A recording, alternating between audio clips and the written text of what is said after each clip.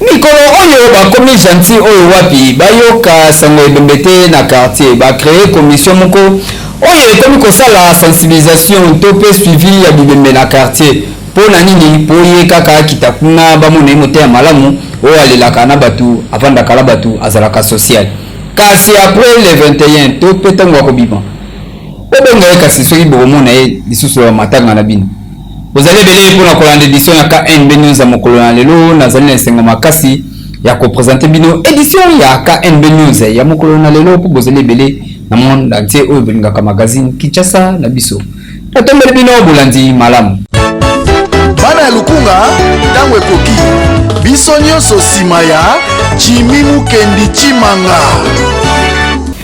Suite ya ba déclaration oyo cardinal Fridolin Ambongo asalaki oyo bengaki jeunesse bazala vigilant pona makambo oyo etali élection awa na République démocratique du Congo kasi seni a confirmé population que élection ekozala awa na République démocratique du Congo bel et bien. Ba détail tolanda na reportage oyo. Suite ya ba propos oyo cardinal Fridolin Ambongo aibaki na koloba likolo ya ba processus électoral ndenge zali kosalema awa na République démocratique du Congo nde commission électorale nationale indépendante ebaki na kosala communiqué oyo pona ko assurer population nyonso surtout que ba élection ezali bel et bien le 20 décembre 2023 bango ba considérer message oyo to pe ba propos ya cardinal Fridolin Ambongo ezali ba message moko ya kolembisa batu to pe ya kotenga misabatu nzela oyo déjà batu bazwi à lire ya kokende na ba élection kasi ye azali kosala message oyo pona kokimisa batu espoir pona ko créer makambu na République démocratique du Congo kasi oyo esengeli to ba ezali ete seni déjà abandi ko déployer ba matériel partout na République démocratique du Congo pona ba élection esalema kasi Fridolin Ambongo avandi kimiete alobi pona ministre ya intérieur Peter Kazadi na ndenge atelemelié na ngo cardinal Fridolin Ambongo alobi boye. J'ai suivi avec tristesse la réaction du ministre de l'Intérieur, que je respecte. Voir un haut responsable du pays réagir de cette manière-là à une déclaration d'un pasteur qui attire l'attention de ses fidèles sur la vigilance et sur l'attention qui s'impose en pareille situation, je me dis c'est très grave, sa déclaration. De la part d'un haut responsable, c'est très grave. Je crois que nous, en tant que responsables, nous avons le devoir de retenue. Bana lukunga tango ekoki biso nyonso sima ya Chimimu Kendi Chimanga. Donc voilà, je suis venue ici pour l'ouverture officielle, le lancement officiel de la mission d'observation électorale de l'Union européenne. L'Union européenne va décider bongo quoi annuler mission d'observation électorale à la République démocratique du Congo pour na ba processus ya élection oyo ezali kosalema bango et sengela ki basala observation na toute l'étendue ya République démocratique du Congo mobimba kotala ndenge nini makambo ezali koleka mokolo ya élection kasi komona ete banda bavanda bazela autorisation ya ba autorité ya République démocratique du Congo kino lelo oyo ba pesa bango autorisation te oyo et koki ko permettre bango ko installer ba matériel na bango pour na kosala musala na ndenge oyo elongo bani na yango ba décider na bango ba ko travailler les sous-soutés pour na makambu oyo etali ba élection awa na République démocratique du Congo kasi matériel yango ezali nini kaka appareil moko satellitaire oyo ko permettre ba observateur oyo bazali kuna na ba fin fond ya République démocratique du Congo ba se communiquaka na ba oyo bakozala na Kinshasa kasi kino lelo oyo lokola ba pesa bango autorisation te nde bango baboyi na bango. Numéro 20 Félix Tshisekedi Tshilombo akomi bongo kuna na buta esika nini akei kosolola na population na ye. Ba détail tozwa na image oyo.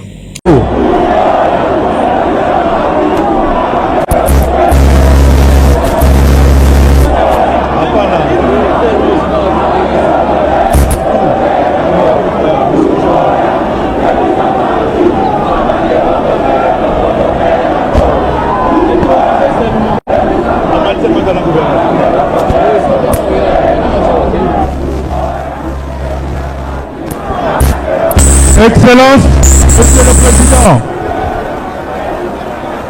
le peuple du Touri est prêt à vous écouter.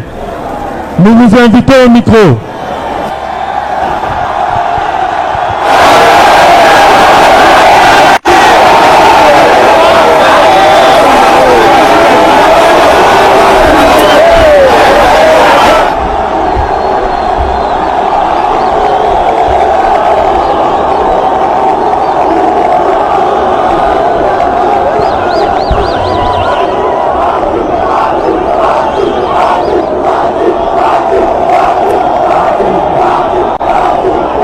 Bana Ituri Mbote,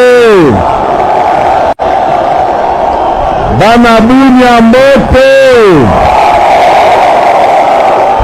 Oh là là, merci mingi. Merci Nazane Sengo Makasi ya komona bino.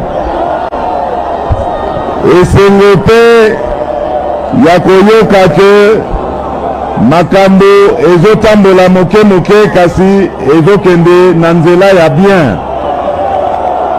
Nayoki makambo ya bitumba oyo ezalaki awa ebandi kosila ya solo. Boyebi ke soki kimia ezali te moyen ya kotonga mboka ezali te. Me natondi bino botondi bana ya Ituri ndenge bolandi nzela ya kimia.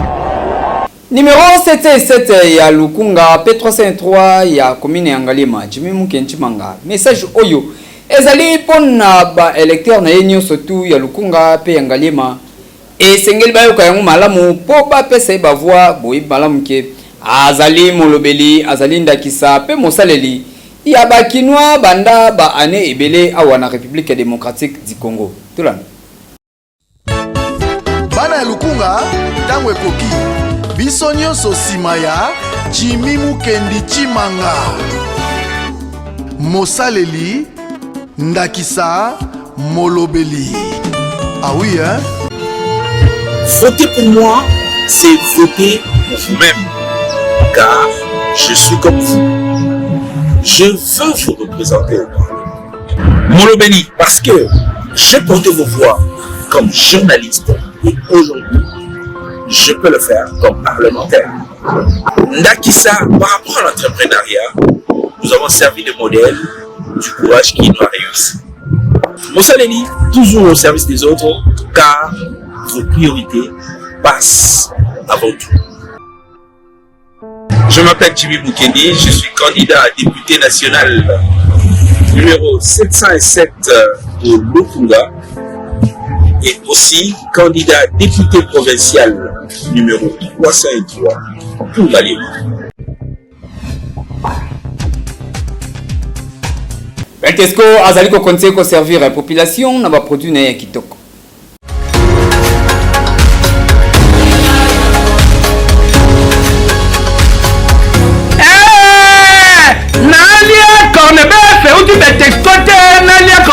Nini lisusu Texas yangoyo betexto yeli lisusu bana Kinshasa ngombe na ngombe latadi ya ngombe cornebef oyo okoki kolia yango onali bana spaghetti na formule nyonso oyo bana Kinshasa bayebi cornebef ya solo latadi ya ngombe texas esalami ya munene mpe ya mukie nyonso na ndenge ya kantite oyo okolinga kolia na yo na libota na yo.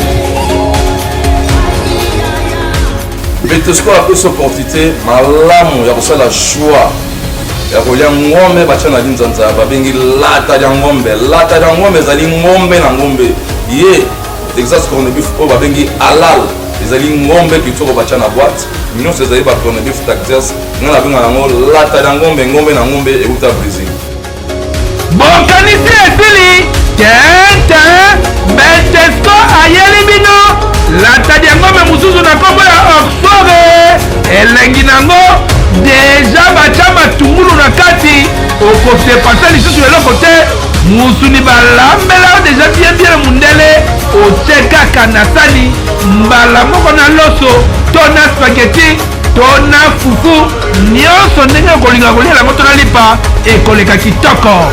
Corned beef Oxford ezali corned beef oyo eyebani kongo mobimba mpona nini po à la seule différence ezali mundele se atiela oyo deja matungulu na kati yaza na matungulu na ye deja na kati yo kosala so dépense mosusu euta mboka Brésil balamba yango kitoko okoyi kochauffe yango te otie na sani aza misuni azali kobimisa yo saveur ya ngombe azali kobimisa yo odeur ya ngombe ata sokoyi maboko te otamboli na balabala ntayebi deja koliaki ngombe mpona nini pote yango ezali qualité supérieure. Ya boye nanu ezala te kolia malamu biloko ya qualité surtout bacornebef oyo wuti na Brésil kado signé Betesco oyo azali koassure toujours sécurité ya kolia na bino kolia kitoko sante kitoko libota mobimba elengi na elengi ekeyo oui.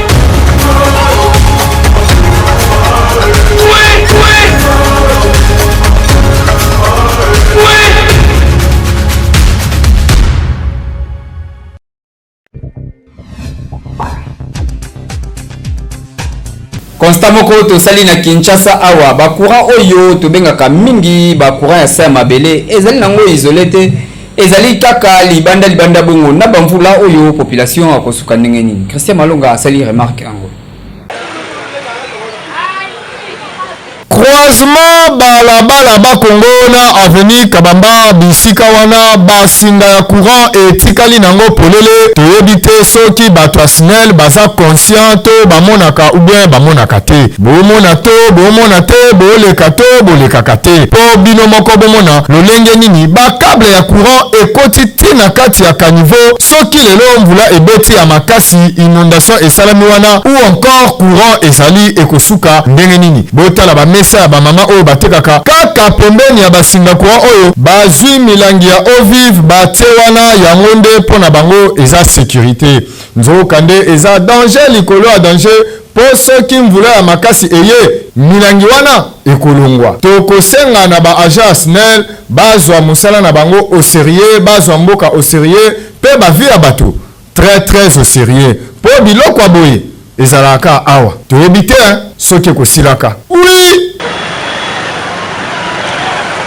Bato oyo bamesana koyiba carburant na babise ya Transco moko na bango akangami tolanda ba detail kaka esika oyo ozali kosala ne esika oyo ozali koyiba ba chauffeur ya bus scolaire ya Transco ba négocier na ba Kadafi ya matete mosana bango na tongo soki aye po abimisa bis abengi client na ye po ba vide réservoir nyonso tu ya Transco kobimisa carburant kopesa ba Kadafi kotekela bango po bango bakende koteka na ba detail kasi lokola bayiba yango mingi ne suka na yango ekokaki mokolo ya vendredi na 4h du matin tangu kaka bazali kobimisa mutuka babengi client na bango kobimisa kaka bazali kobimisa carburant nde ba agent baye wana batie bango baboko papango ye okutu azangi na makambo ya koloba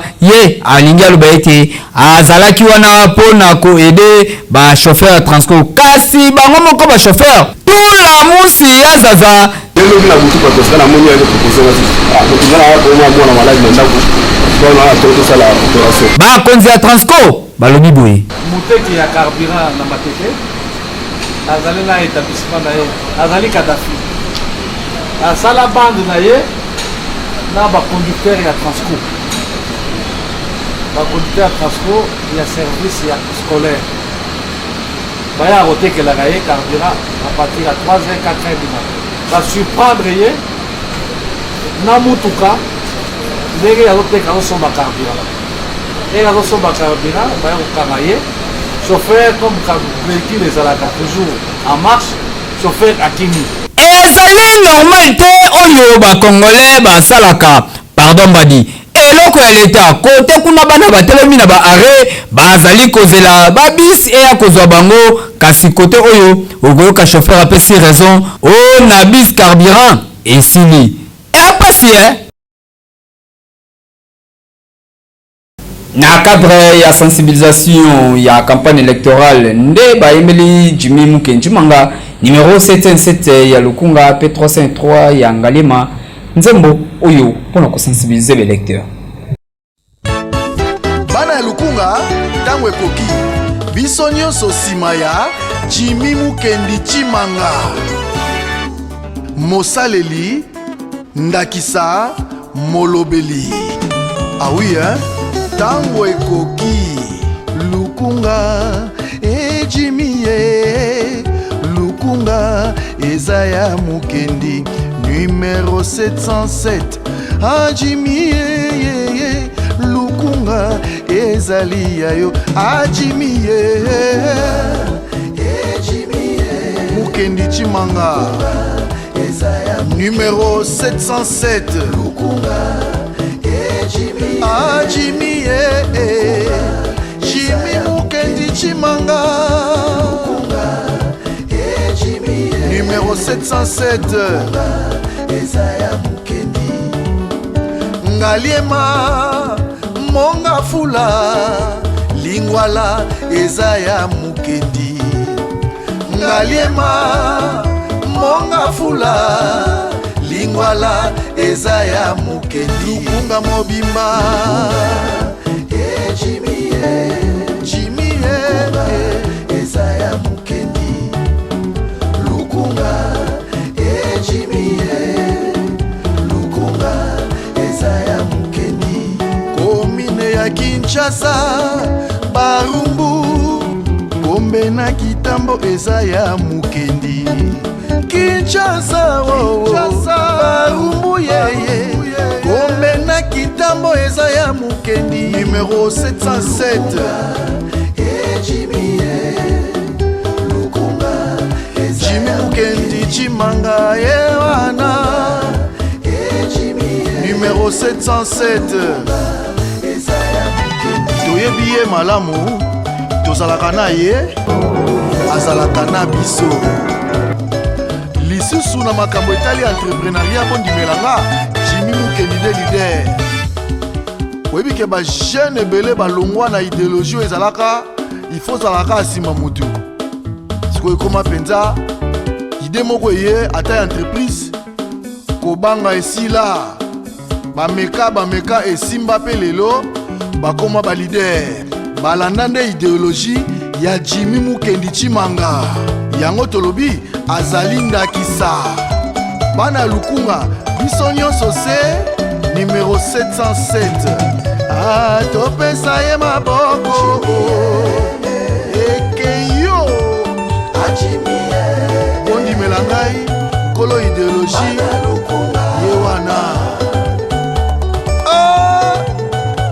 bana ya Kaluka ya Jamaïque ya Malweka ya Bwadi ya Lutendele ya Mbudi ya Mitendi ya Pakajuma ya Bon Marché ya Montikile ya Bova batata bamama mpe bilenge ya Kalufungula ya Kankokolo Kalwano Kan Babylone Kan Chanik bana ya Jebe ya Camp des anciens combattants tobosani te bana ya Kimwenza mpe bandeko nyonso ya fondation Jimmy Mukendi me mokolo Lukunga yeyo te Jimmy Mukendi Chimanga, numéro 707.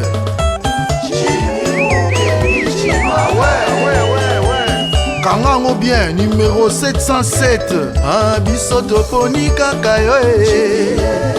Jimmy Mukendi Chimanga ye. Osala molobeli na biso na parlement. Alukunga ezali yo.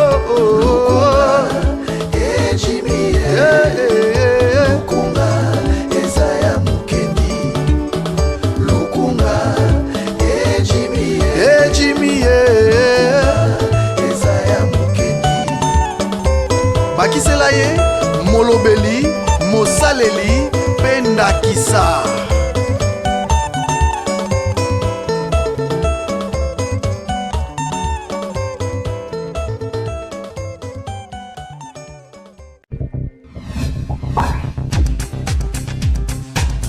Jamais rata awanaka NB TikTok ya mokolo na lelo yango.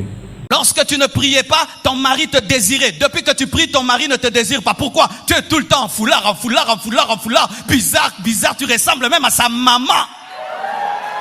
Oh, je dis la vérité, je dis la vérité.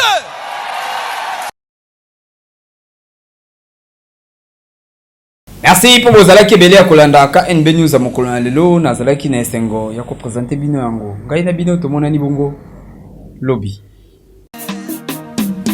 Magazine,